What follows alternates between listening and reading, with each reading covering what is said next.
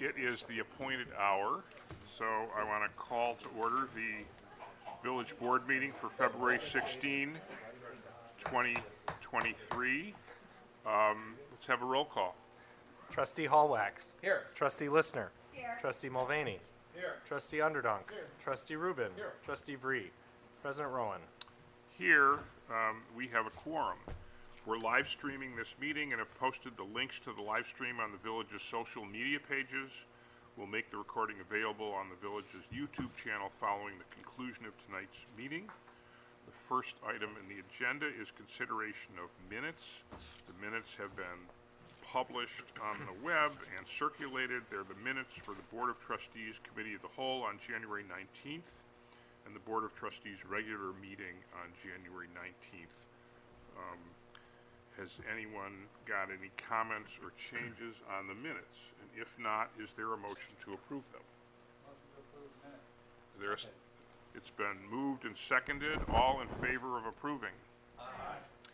The motion carries. The next item on the agenda is public comment. This portion of the meeting allows for those in attendance to address the board regarding non-agenda items. I'll request that public comments that relate to agenda items be made when we reach that item on the agenda. All comments should be limited to 3 minutes, and I'll notify the speaker when their time is up. Checking for the crowd. It doesn't look like we're going to have any public comment. 1, 2, 3. No public comment. The next item on the agenda is the reports of committees. The first committee that reports normally is the Committee of the Whole. We didn't have a meeting. It would have been immediately preceding this one. The next report is the Finance Committee, and I'll ask Trustee Rubin to report on the Finance Committee because the chair, Trustee Vree, is absent. For the month of January, basically the story was good. Revenue was at or above expected levels virtually across the board, with the one exception of sales taxes being down a bit for the same period last year. The biggest story, if there is one, that property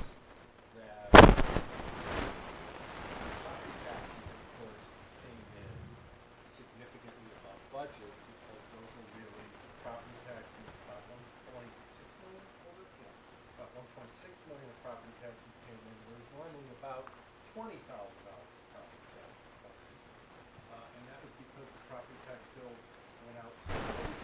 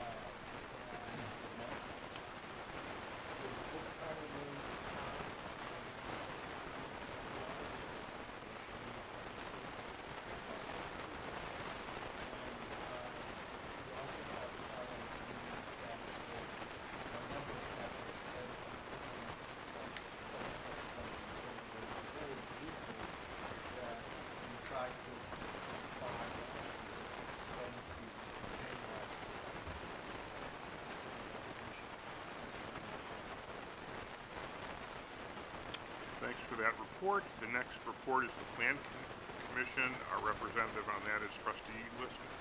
Yes, well, in January, we did meet. We're working on the comprehensive plan, and we were discussing the big ideas, which are the kind of the guiding framework for what we want the plan to be organized around. So we were kind of discussing the wording of these and kind of what the goals were under each of the ideas. The ideas include building Glencoe's character, integrating sustainability, maintaining economic resilience, caring for and supporting the community, and then delivering excellence in planning and governance.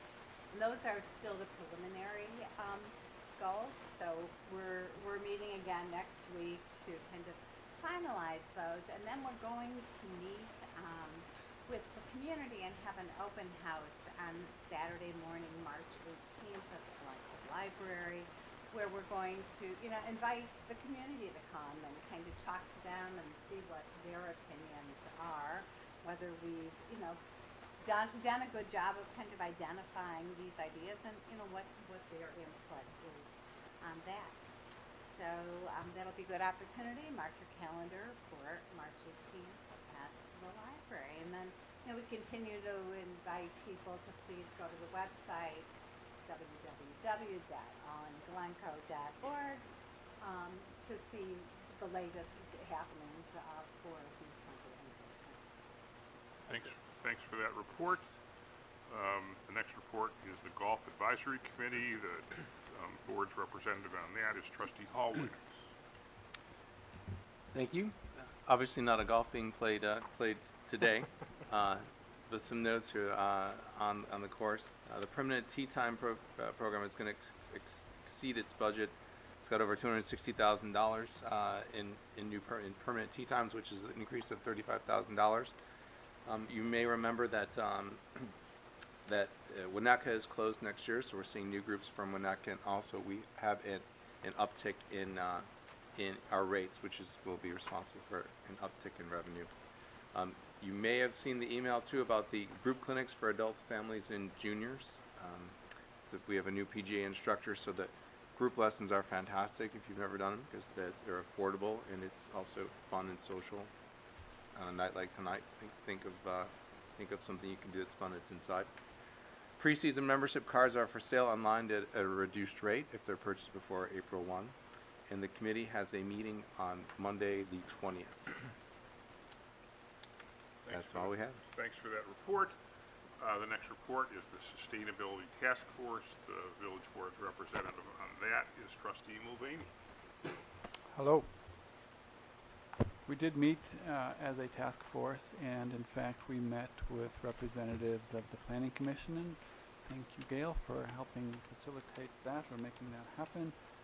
So we provided input to the planning process, and we had a few key topics, and perhaps they can inform the principles that guide some of the goals that help to establish some of the goals you're working through.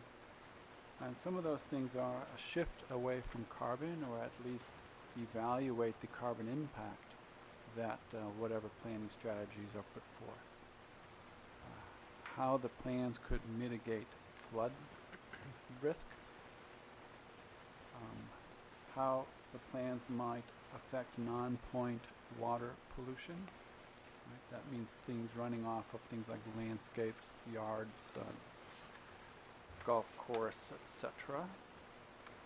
Also the protection of biodiversity, or another way of thinking about that is eradicating non-native species. Right? So we all know that diversity is a strength in business and social life and in nature. So more diverse, or protecting our diversity. It also, of course, diversity brings a great deal of value and personal pleasure in terms of living in this community. I still get excited about hearing owls at night. I hope you all do as well. The ravine network was another place that we felt was important for the Plan Commission to consider. We have an amazing system of ravines on our coast, and they have some unique habitats in special places that should be considered. They also serve as our floodways, right? That's where a lot of our water flows on the eastern side of Glencoe out to Lake Michigan, which then becomes our drinking water. So thinking about that cycle is important, and recognizing and somehow celebrating that would be great.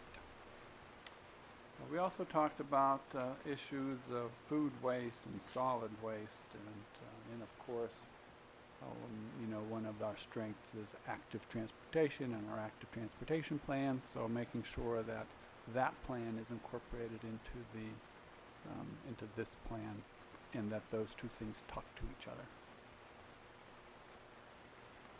Also at that meeting, we approved a resolution urging the golf course to consider sustainability, not the golf course, the new golf house plans and process and whatever may be built to include principles around sustainability, whether it's doesn't, we were not encouraging necessarily certifying as LEED, but at least understanding those design principles and operating principles. Most energy of a building is not in the building, but the use of the building over the course of the life of that facility. So thinking about the operations as well. And then the task force, which is of course the hardest working task force in let's just say it, the galaxy.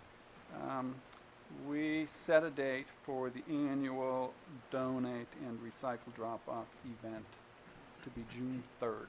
So June 3rd, put on your calendar now, start to collect your stuff that can be reused and keep it out of the landfills.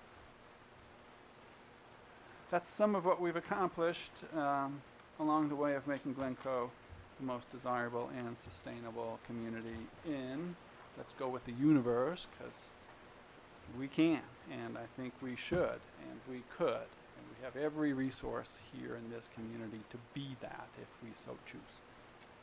Thanks for that report. The next report is the Council for Inclusion and Community. Trustee Rubin is our representative on that, so you're back again. We did, at our meeting, we did meet, first Wednesday of the month. First Wednesday of the month, we'll also be meeting again. At a February meeting, we discussed the Writers Theater event, which was at the end of January, which was very well attended. Very well, we got some excellent feedback from it.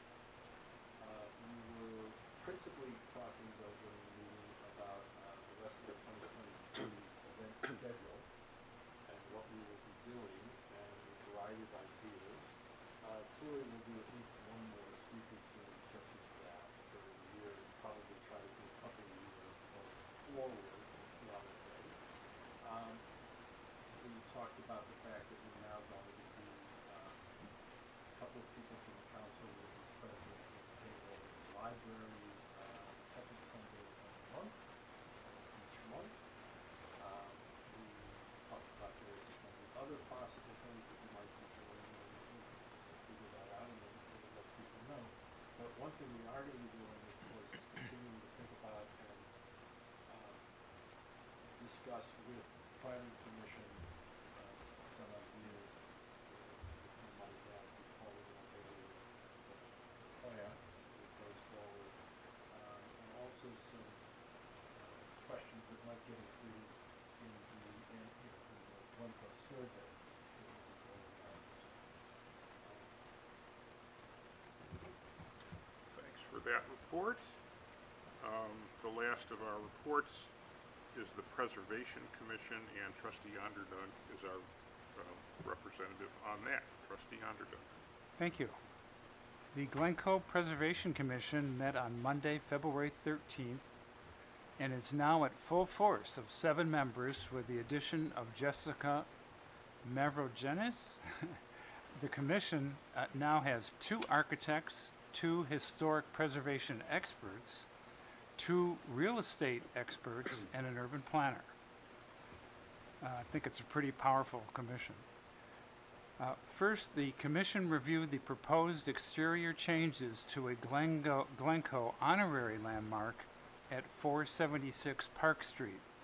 The project was represented by the architect as the owners were not in attendance. Neither were aware of the landmark status of the property. While the commission appreciated the decision to keep the house and not tear it down and build new, the proposed plans significantly changed the exterior of the house, including the front roof line, windows, both the size and placement, the use of modern materials, and enclosing a porch, front porch. The proposed changes are not in keeping with the historic nature of the property. The Commission advised that if there is a more historically sensitive approach and the Glencoe certified landmark status, the project might be eligible to apply to the State of Illinois Property Tax Assessment Freeze Program. The architect will go back and discuss this significant economic benefit with his clients. Next, the Commission reviewed a demolition permit for 240 Beach Road. This is an historically significant property, but it is not a landmark. The house was constructed by the first village clerk and founder of the Glencoe Board of Education. Of course, it is a demolition permit, and we do not really have a chance to intervene in that in that process. Finally, the Commission reviewed the progress on the proposed landmark ordinance recommendations that have been before this board before, and would like to discuss them again at a future board meeting. The next meeting will be on March 7th of this year. Thank you. Thanks, Dudley, for that report. That concludes the reports of committees. The next item on the agenda is reports of officers, and first, the village manager's report. Mr. Crowley. Thank you, President Rowan. Good evening, everyone. Just a few items to report on this evening. By now, I'm sure the news of both Public Works Director Dave Mao and Public Safety Director Carrie Lewandowski's upcoming retirements later in 2023 has reached the entire community and beyond. These two servant leaders have over 70 years of combined service in their respective fields, and in their time as leaders in our community have impacted countless people, projects, and programs. Thankfully, both have given a long runway to contemplate the path to finding their replacements. A little later on tonight's agenda is a contract for recruitment services in order to get that process underway, and I anticipate more information being shared in the coming weeks. For now, I know Dave and Carrie are going to continue to serve the community in the same positive way as they have for many years. And as we approach their retirement dates later this year, we do anticipate opportunities for the public to greet and thank them for their service. So just wanted to share that additional information. There was a press release that went out last week, and a number of nice stories as well. I anticipate more will come as we approach. There has been some discussion and public concern about some ComEd outages, particularly on our west side. So for the last month, a number of brief but frustrating power outages have impacted many of the same customers and Glencoe residents on the west side of Glencoe. A series of causes have been discussed and identified with ComEd, who has been very focused on finding and resolving these issues. Some of these problems included wildlife infestations in switching equipment, faulty underground cable, which was already scheduled for replacement but has been moved up on their list, and ongoing system improvement work that's taking place just to the west of us in Northbrook. ComEd has temporarily installed several components on a temporary basis, and permanent replacements will be installed in the next few weeks. And these fixes should resolve the outages, but staff is staying in very close contact with ComEd to ensure that what is going on is dealt with in a very quick manner. I know there have been a number of people who have been quite frustrated by it. And the village has been as well, because it's impacted some of our equipment throughout the community. As always, it's important to encourage, and I encourage everyone in the community to contact ComEd directly if there is an outage.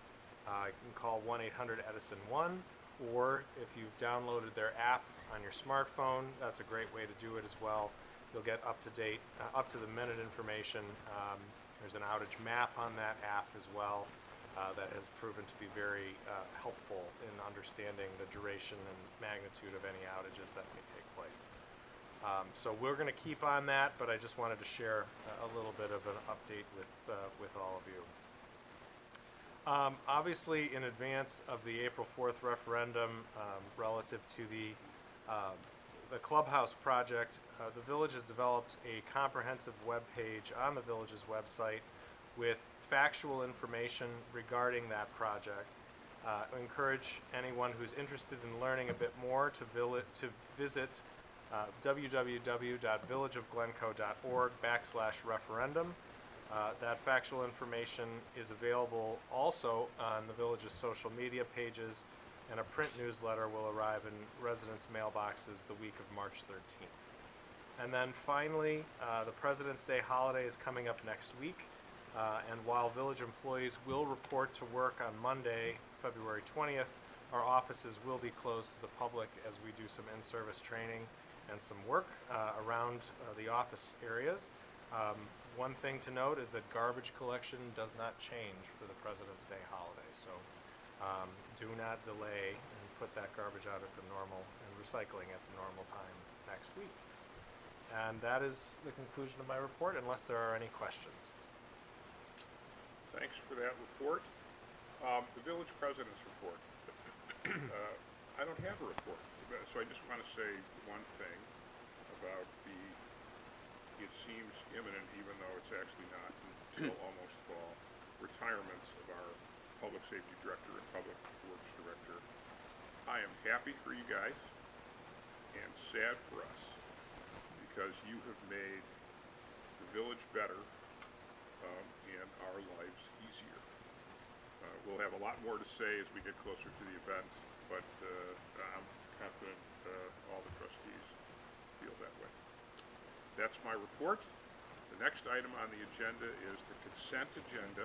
The consent agenda includes items that have been published online for the community and reviewed by the board members individually. We don't think they warrant extensive or further public discussion, but so unless anyone disagrees, we're going to vote for all of these in a single motion. But before I do that, there were a few of these items that don't necessarily warrant the full-blown discussion, but I know the village manager is going to address a little bit more of some of them. So, Bill, take it away. Yeah, I've gotten a couple of questions, and so just to address this is related to items P, Q, R, and S on the consent agenda. A few of these are being proposed for the waiver of public bidding process and requirements, and 3 of those 4 are actually slightly above the budgeted allocation that we had for these pieces of equipment. One note relative to the waiver of public bidding, that's for items P and Q. One is a Ford F-550 aerial truck. The other is a Ford F-350 pickup truck. Those are typically vehicles that we would procure through a process that is either through a joint bidding process or a consortium. And unfortunately, since the pandemic's effects have not fully been relieved relative to procurement of vehicles, those options are not available to us. They're often not taking orders, and if they are taking orders, they are looking years down the road for delivery of those types of vehicles. What staff has done is to take on the role of actually calling dealers and vendors to see whether they have vehicles available. Typically, that isn't a step that we have to take, but we are at least through this process seeking board approval to procure those vehicles in that way. We think the pricing is fair given the environment that we're in, where pricing has been higher than typical. There are a few other points to make relative to items P, R, and S. Those are slightly more expensive than we had anticipated or that we had budgeted allocations for, and elsewhere on the consent agenda is an item for carryover of resources from year to year. In addition to those carryover funds from fiscal '22, we've also allocated an additional $40,000 out of the village's general fund reserve to cover the cost of those pieces of equipment. So I just wanted to share that information with all of you. Thanks for that report. It is regrettable that there's inflation and some stuff is costing more, but I'm satisfied, as is the village manager, that and our public safety and public works directors, that we've got this right. That's why they're all in the consent agenda. So, if there aren't any questions, is there a motion to approve the consent agenda? Can I ask one quick question? Phil, I was thinking, Yep. we're likely to see more of this, right? Because we're still light on vehicles, and we'll be getting them as they're available. So this will probably be a recurring thing. You know, this is about the extent of what we have budgeted in this fiscal year, what's on this agenda this evening. You know, as you see, there's, you know, an allocation for 6 squad cars. We're hopeful that we're going to get those, and in some cases they are. We received one last week. We didn't expect to, but it showed up. So I do think as this supply chain and inflationary environment continues to work itself out, even approving some of these items this evening, we may not receive them during the fiscal year. But we do see this as going to be something that continues for at least the next couple of years. Thanks. Okay. Is there a motion to approve the consent agenda? Motion to approve the consent There agenda. is second. Second. The motion has been made and seconded. I think we need a roll call. Trustee Hallwax. Yes. Trustee Listner. Yes. Trustee Mulvaney. Yes. Trustee Underdunk. Yes. Trustee Rubin. Yes. The motion carries. Thanks. The next item of business on the agenda is regular business, and we have one item, which is consideration of a resolution authorizing the establishment of a cost-sharing program for lead water service line replacement. This is a subject that we talked about in a committee of the whole meeting, but now here we are for the real thing, and I'll ask our Public Works Director, Dave Mao, to present. Very good. Good evening, members of the board. As noted, following discussion twice last year and again last month, where staff provided discussion and then ultimately an update on the Lead Service Line Replacement Act. Just wanted to briefly tonight review where we're at and what our recommendation is for going forward. As we've noted, this act was approved in 2021. Not a surprise to the water industry, as this had talked about for many years leading up to that. The village currently has about a little over 500 lead services out of our 3,100 water services that are known or suspected lead services. And based on our code, those are all private responsibilities. And if you recall, we've talked before about what that cost is. It ranges from $10,000 to $20,000 based on recent construction estimates, depending on the location of the water main and other factors. Next slide, please, John.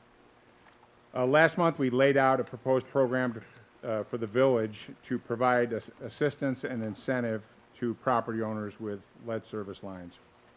Many of our neighboring communities, as we've learned and staff has talked with over the many months that we've contemplated this, have already adopted or are currently discussing similar cost share programs with caps on the reimbursement varying from $3,000 to $10,000. A topic that, a point of considerable discussion last month with the board was whether or not there should be any consideration given to providing some level of cost-sharing participation for those residents who have recently completed lead service line replacements.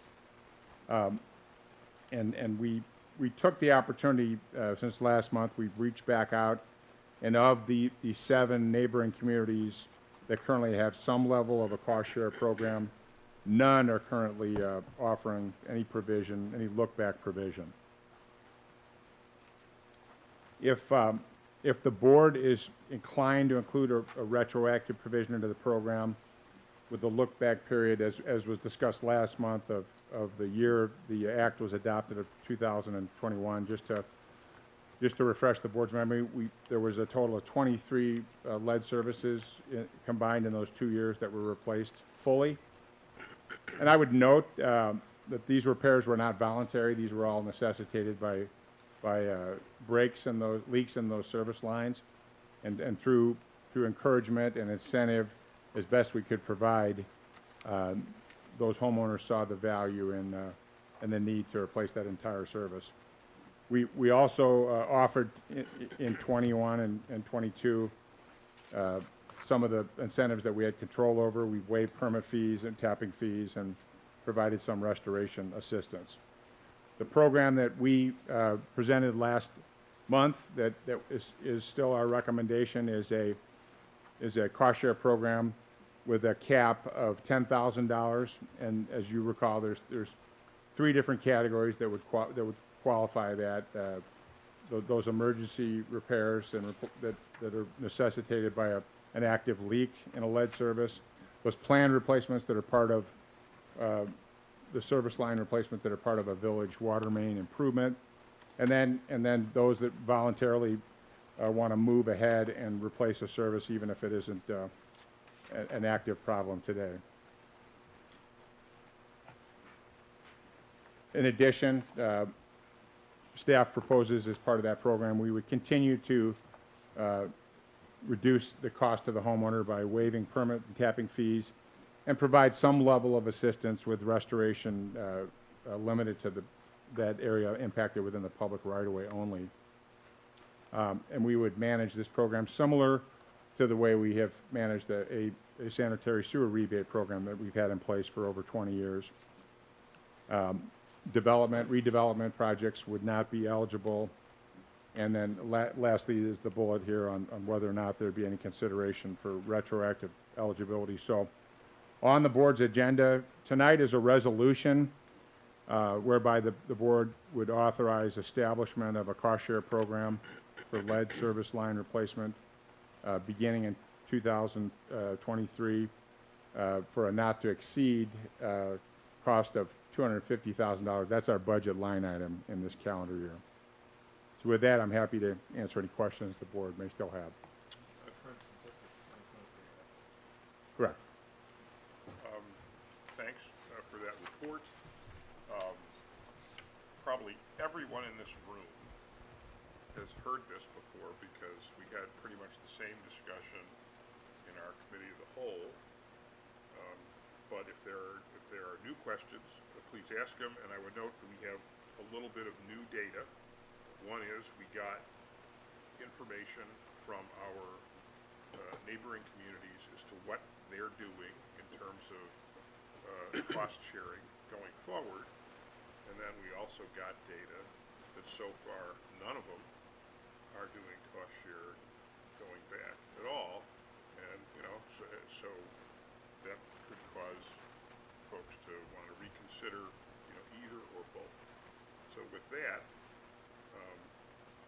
I would note as well, we included in the packet, you saw it just for context, if we had the direction we have from the board, if we had any kind of a look back period, it would be limited to those 2 years since the act was passed, and that the dollar amount would be the same for those 2 years, but it would be less than what staff is proposing for the 2023 program. So using a $2,500 number as an example, you get an idea of what that cost would be for if all of those properties pursued reimbursement for work that they've already completed. And it would be about 50,000.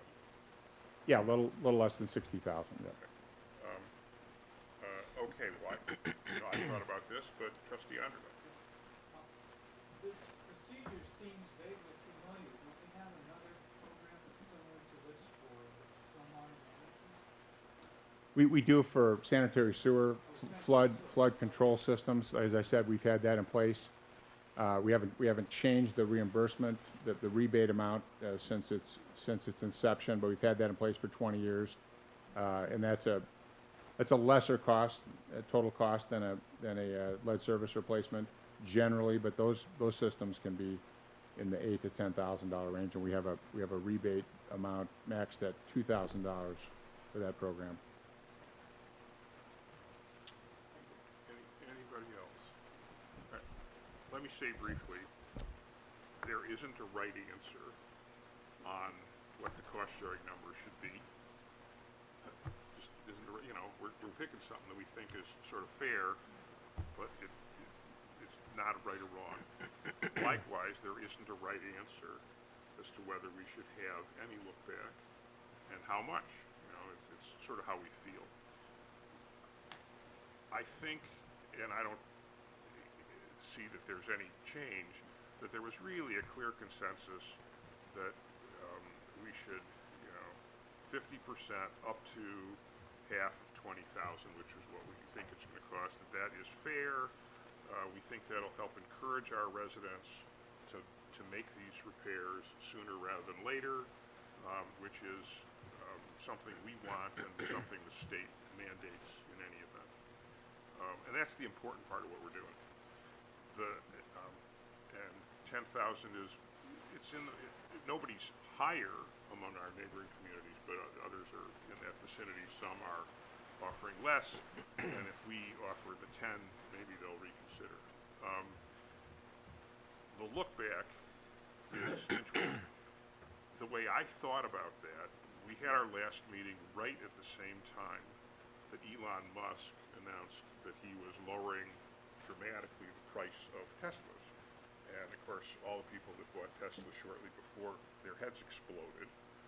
And his answer was tough. And I compared that to Costco, these are both commercial enterprises, where if Costco puts something on sale and you bought it the month before, if you come to them and it's within the month, they'll say, okay, because they want people to feel better. Not a perfect analogy, because our residents who've done these repairs, by and large, sort of did it because they had to do other stuff on their water lines. But I'm happy to be outvoted. There isn't a right answer, but I sort of feel like if you made the repair after the state issued its edict, which is 2021, so 2021 and 2022, then I think it's sort of the right thing to do for the village to say, we appreciate that you got in ahead of it. You're paying more than people that are going to be doing this going forward, but here's a small rebate. We talked about what that number should be at our prior meeting, and I've sort of thought about it, and I think 2,500 is a right number. It's fair. It's not huge. We're not going to go broke. It's not going to make anybody's, but it just seems like showing that we are interested in the sort of well-being of our residents, and I want them to feel they're being fairly treated.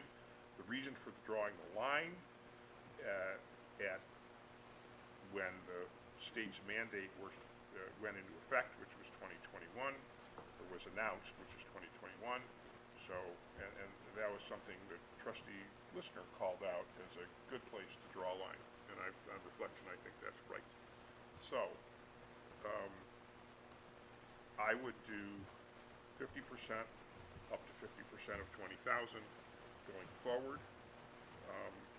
And I would have a look back for the 2022 and 2021, which are after this mandate was announced. And there has to be an understanding that the look back doesn't get paid if we run out of money in the current year. They'll get it, but we're setting aside the $250,000, I think.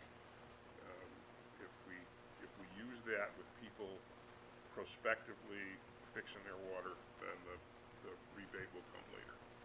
Anyway, that's what I think we should do, but there isn't a right answer on any of it. So if the board differs. I actually have an opinion. First of all, this is Trustee Rubin, and I really liked the idea at the time, but I've been swayed by the fact that none of our peer communities are doing it. And I'm just not so sure it's necessary. necessarily expected. You know, again, we're picking, you know, an arbitrary number. I think the date made a lot of sense. I'm not sure that it's necessary because of, you know, we're just not seeing it. Although they might change their minds if they see that we do. I know, so they won't be. So I, like I said, everything you said is correct. I sort of feel like this little look back is sort of the Glencoe way, if we can do it. That's why I'm for it, but if the board is not, then we won't do it. Can you remind us again how many homes would this be? I think 23? 23. We thought it was 33, but it's 23. 23 times 24. Yeah. Potential. They'd have to apply for this? Yeah. Yes. You know, we would obviously announce that we're doing it. There was some discussion also at that point, wouldn't you expect the rebate to be provided only after that? As a only after, or if the revenue there after Yeah. those who are Yes. doing it now. Yeah, So if I'm doing it now, and we want to use those funds, those are a priority. We don't want Correct. to incentivize Correct. or use money, pay the past ones at the expense of future. Right. Eventually, we would pay it, but not, you know. And I thought I said that, but yeah. Yes. Would the look back only be good for 1 year? Encouraging something that we have to exercise that option, or at least account for it in the first year? You know, we obviously ought to set some kind of a deadline for planning purposes, but we don't, I would not want this to be a gotcha. I would actually think, we're talking about 23 people. If we're doing it, I think the village should notify each of the 23 people. It would be easily done. And then we could set whatever time limit. I would anticipate that we would contact all of those 23 in addition to all of the 510 via letter to share with them what the policy is and how the program will work. That's our plan, is to do that outreach. Look, it would have to be the homeowner that paid it. So, you know, if there's a purchase and sale transaction, we're not, you know, somebody doesn't get to move in. This is not Alaska. You don't get, you know, handed a check because you live here now. But we'll have to, and so we'll think about those niceties in terms of how we do the plan. So, but it would only be a rebate to the people who paid.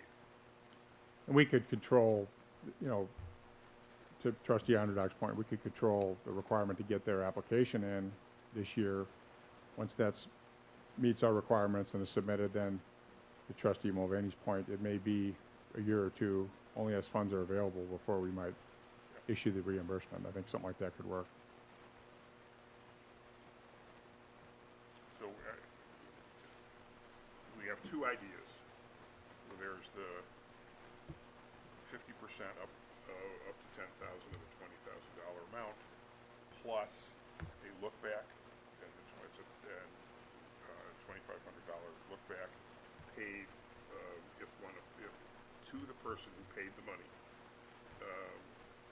If they And that's the resolution that's in your package. yeah, or you know, there's the alternative, which is drawn an X through the look back thing, which is Trustee Listener's idea, and I cheerfully would say there's not a right answer here. So how do you feel? And if a majority feels one way or the other, since nobody's talking, we should have a motion and see how it goes. I'll put the motion to have the look back to the 2021 when the state put the rule in for $2,500. So, which is the, It's already in That's the one. it's that- in right, the- so it would be a motion to approve the resolution that's on the agenda. It was included in the resolution. Is there a second? I'll second that. Okay, let's have a roll call. Trustee Hallwax. Yes. Trustee Listner. I'll go along with it, yes. Trustee Mulvaney. Trustee Underdunk. Yes. Trustee Rubin. Yes. The motion carries. And we're not Elon Musk. Although we would like to have his money. We would. Okay.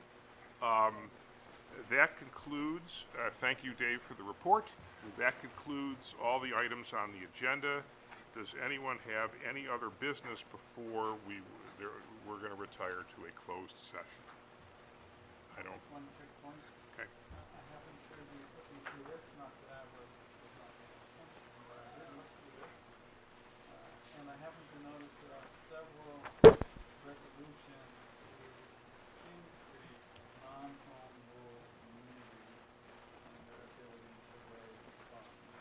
And my point there is simply non-home rules is not necessarily stagnant, and that there are ways to influence and increase authority within that framework in lieu of the removal of So in the future, as we think about this, for those who might take this up at a later date, do know that the state is constantly evolving the authorities of non-home rule. And in this case, in this Yakima, there are three examples where increasing the ability for non-home rules to raise increased.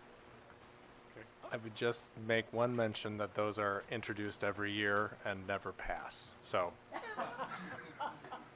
because there aren't enough people that's a good point. That's an absolutely right point. who are Yes. in non-home rule. So if you put the vote to just the non-home rule vote, I think you would have a very different.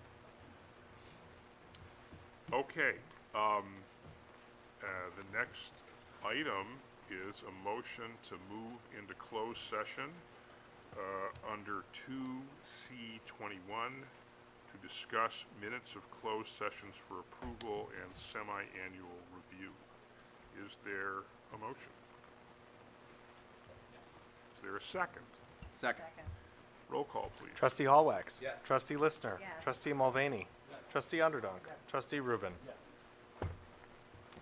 The motion carries. We're going to retire to closed session.